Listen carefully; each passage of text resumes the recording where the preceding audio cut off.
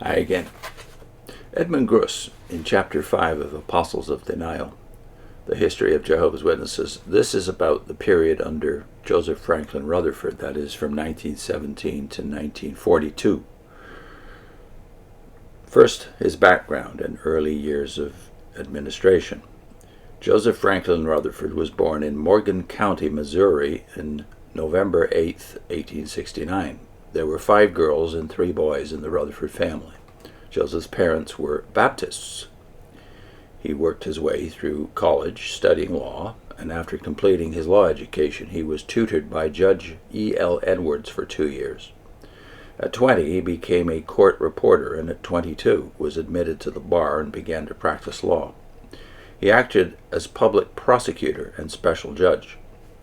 In 1894, Rutherford's path was crossed by some Watchtower pioneers. After purchasing 3 volumes of Studies in the Scriptures, he became interested in the message of the movement. Both Rutherford and his wife immediately started a further study of the newfound doctrines. He has a note about Rutherford's wife, by the way. This, he says, is based on a letter he received from the Watchtower Society back in 1960. Almost nothing is found concerning Rutherford's wife or his son or their part in the work. In a letter from the Watchtower Bible and Tract Society, November 30th, 1960, the following information is given. Brother Rutherford did have a wife, but she was an invalid and lived on the West Coast. This may be partly the reason why she is not mentioned in biographical material, as Brother Rutherford spent his time generally on the eastern coast in New York City.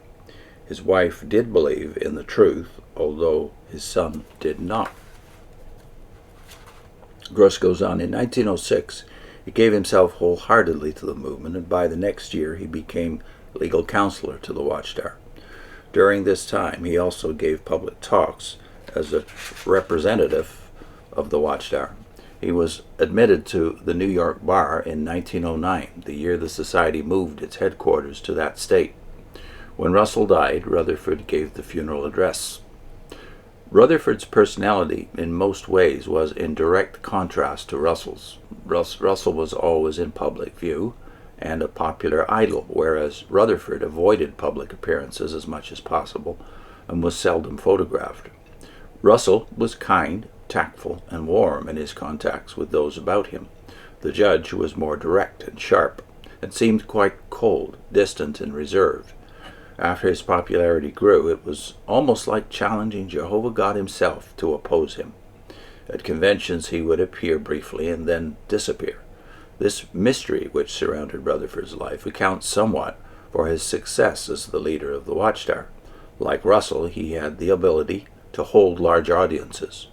Rutherford's senatorial appearance and loud, booming voice were added assets which gave the movement the personality it needed. Both Russell and Rutherford were utterly confident of their scriptural expositions. Rutherford's expositions were built upon the foundation Russell had laid, with Rutherford supplying some deviations as he progressed. The 2 years following Russell's death were critical ones for the Watchtower Bible and Tract Society.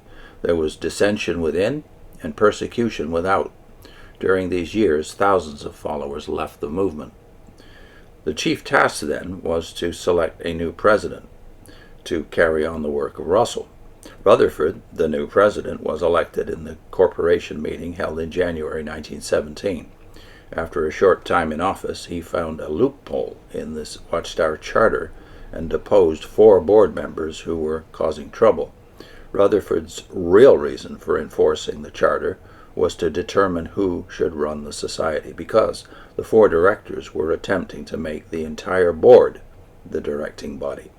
Paul S.L. Johnson, who later founded the Laymen's Home Missionary movement, was another source of trouble. The book The Finished Mystery, published under Rutherford's direction, was another source of trouble in the board.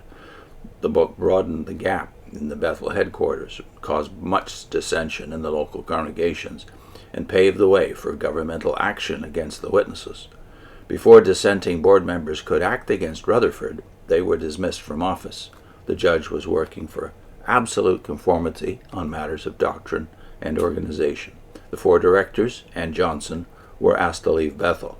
Many of the ousted directors and other dissenters expelled at this time later formed the Dawn Bible Students Association, and others organized the Laymen's Home Missionary movement.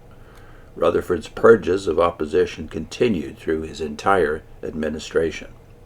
This fight for power is very important, for if the society had been ruled by the board of directors, the movement probably would have remained closer to the teachings of Russell. The Dawn group believed that revelation ceased shortly before Russell's death, while the Jehovah's Witnesses stress a progressive revelation, which has repudiated, in many cases, previous doctrines and interpretations of Scripture. The dissenting members were branded the evil slave class, and they were attacked in the Watchtower, a practice that was followed under Rutherford's entire administration. In 1918, the government came in and not only seized the publications, they were later returned, of the society in Bethel, but in May 1918 took 8 prominent officials into custody. The trials and persecutions of the Bible students probably were a result of war hysteria. The literature disseminated by the Bible students revealed that they were little concerned with which side won the war. In 1918, with Bethel closed, the society members who remained endeavored to continue the work in Pittsburgh. Rutherford and staff remained in jail for 9 months. In the spring of 1919, they were released, and in 1920, the indictments were dropped. This period in jail only served to harden the core of the organization and to make more bitter the later attacks on government and religion. The action of the government was looked upon as religiously instigated.